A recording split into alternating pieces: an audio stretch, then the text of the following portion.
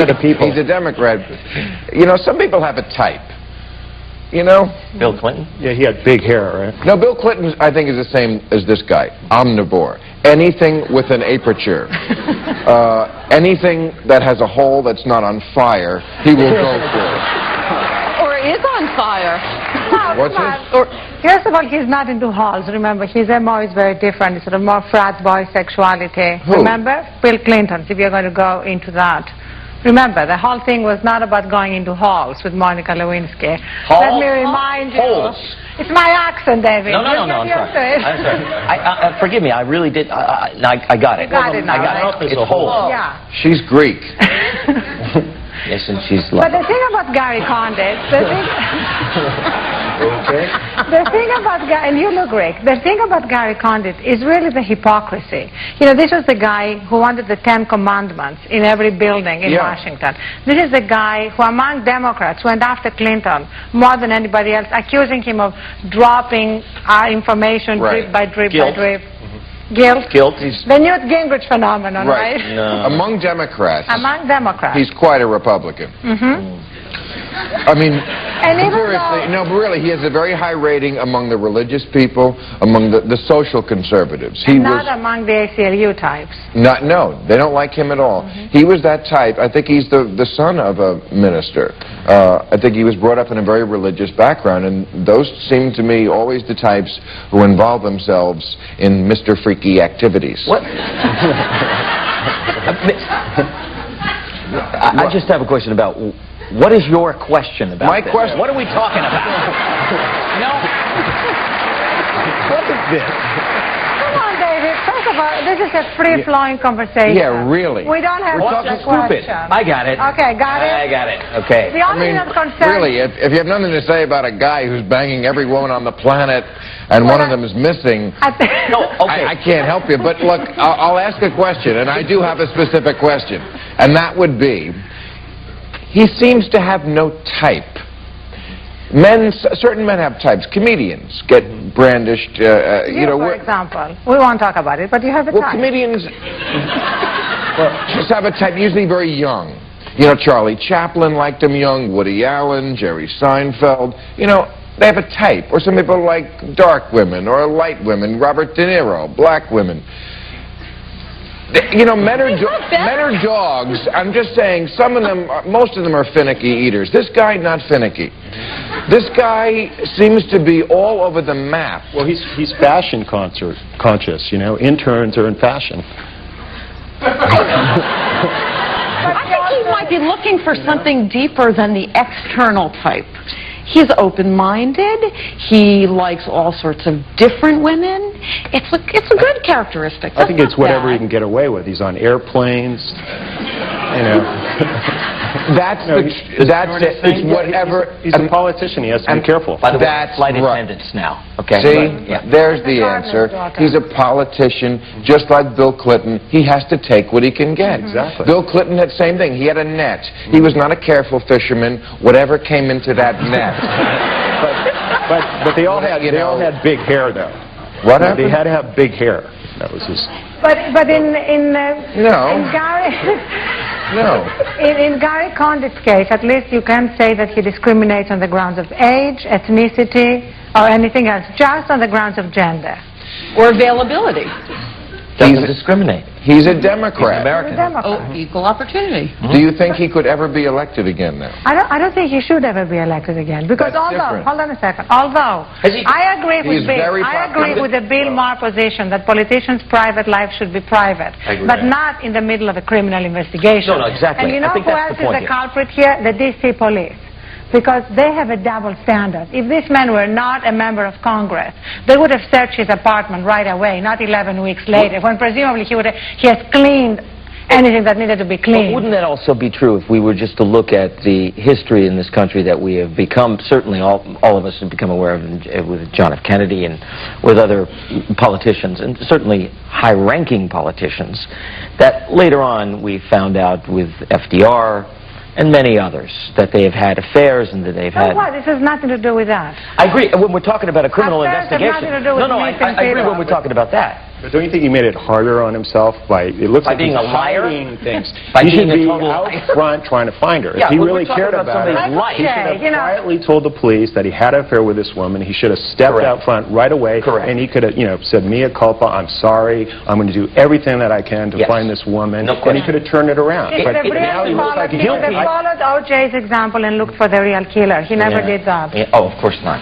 All right, we have to take a commercial. We'll be right back.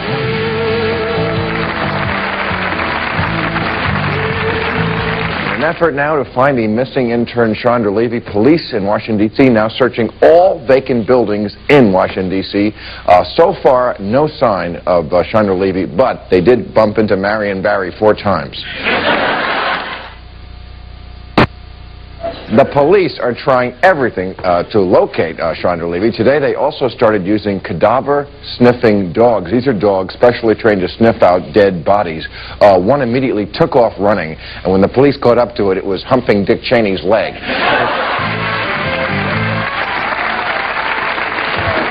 Okay, you know, I know we're going to get letters.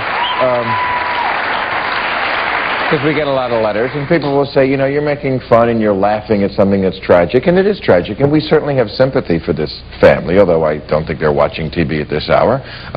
But, you know, everyone is talking about this. But I think it brings up a bigger... Levy family, are we talking Well, about? the Levy family, of course, and we're not making fun of the tragedy that they're undergoing, but Absolutely there is this situation in this country, I think, that every time something happens to a child, people have a way of grieving now about it that I don't think they ever used to, which is they have to go on a crusade. And I expect that someday there's going to be perhaps this Chandra's Law, because there's Megan's Law, there's a list of them, Amy's Law, Brian's Law, Liz's Law, Lizzie's Law, Jenna's Law. I was watching the news the other night.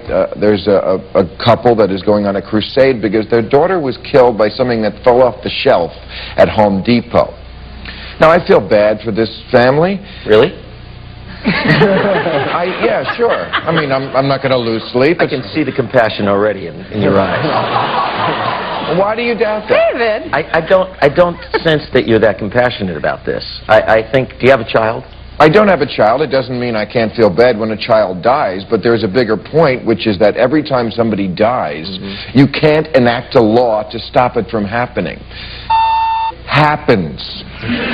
That's true. On the other hand, it was because of certain mothers' crusades that we got, for example, Mothers Against Drunk Driving. Correct. That was Candy Lightner.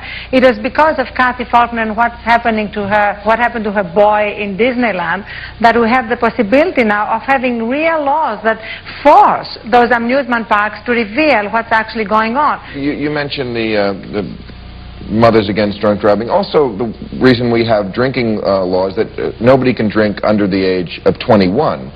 And we're pretty much the only country that does that. So, in other words, But that's not everybody because of in the the world has to change their behavior because Eric Clapton and Tommy Lee are bad at babysitting.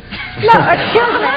Drunk driving is a really good example because that's an important thing. The Home Depot thing was high stacking stuff, countertops, fell on this girl and smashed her. Negligence. Well, Perhaps. It's not the negligence. first time either. No, it's not. They had a pallet full of, I guess, grass sod that landed on a 79-year-old lady and killed her as well. Right. But it's a dangerous place. You don't bring your... Yeah. You take your life Yeah, into your so why are they bringing a 3-year-old to a warehouse shopping situation? Well, that's the point. And if they want to go around and tell people not to bring their kids to Home Depot, I think that's a good thing. Well, what they should protest is not the high stacking, but Home Depot, they just are focusing so much energy on stacking shelves. I don't think that's big enough. Home Depot is old growth. They sell more But old it's a larger issue at stake here. I mean, after all, 10,000 people are injured every year because of things falling on them in stores. I mean, it's not just one 3-year-old child.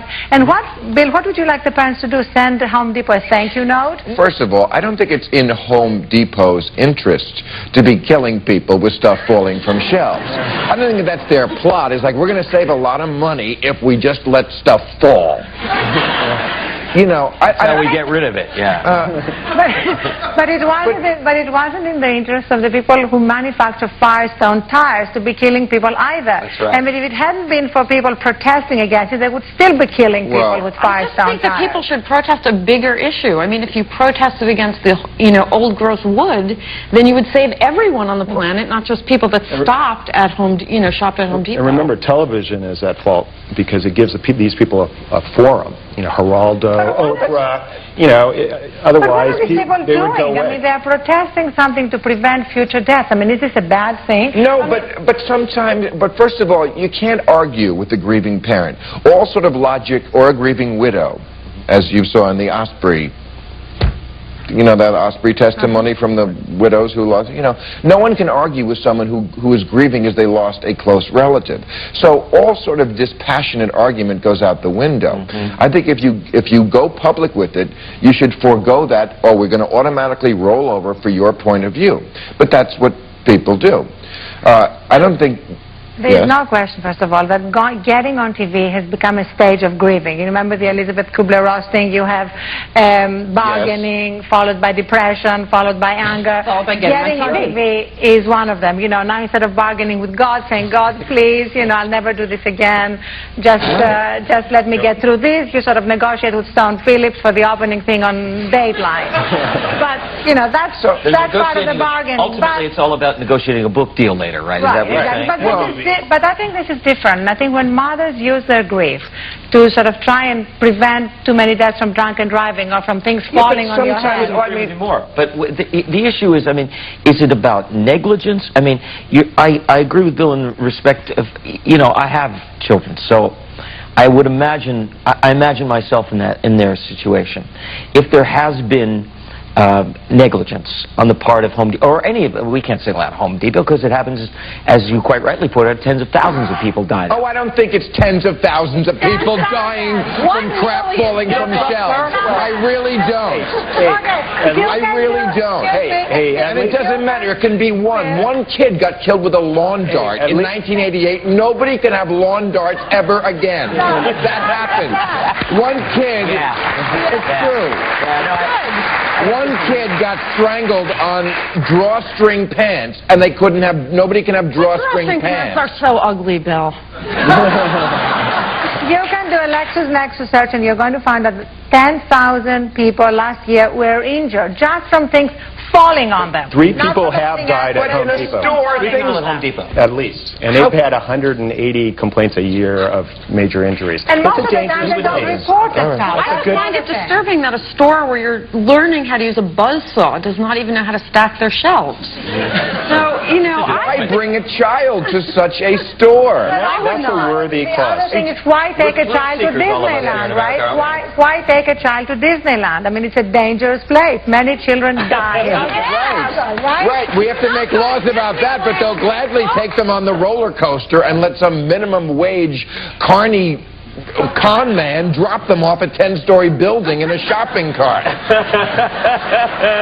They didn't, until recently in California, they didn't even have to have paramedics present at Disneyland. And all that changed because of a mother's crusade, because of what happened to her child. They don't even have to let you know what the safety record of the amusement park is. I have to take a commercial. We'll be right back. Join us tomorrow when our guest will be actor-comedian Harlan Williams, recording artist Dave Navarro, author John Saul, and from WorldNetDaily.com, Rebecca Hagelin.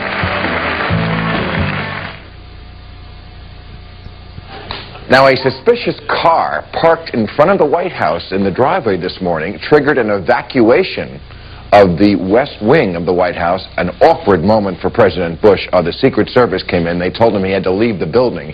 And he said, but they promised me those dimpled chads didn't count.